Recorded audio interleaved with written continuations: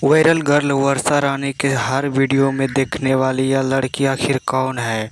यह लड़की वीडियो में रहता है तो वीडियो बहुत ज़्यादा वायरल जाता है। इसका नाम क्या है और कहां से है, मैं पूरी फुल वीडियो इसी के बारे में बताऊंगा। यह लड़की का नाम क्या है और कहां से है।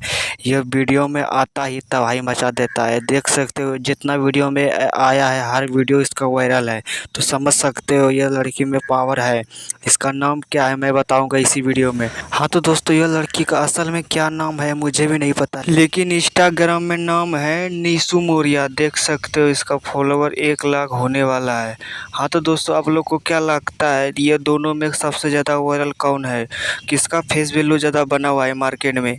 कमेंट में जरूर बताना। वीडियो अच्छी लगे तो लाइक कर देना, चैनल में नहीं है तो सब्सक्राइब जरूर करना। तो मिलते हैं नेक्स्ट वीडियो में इसी तरह वीडियो लेकर।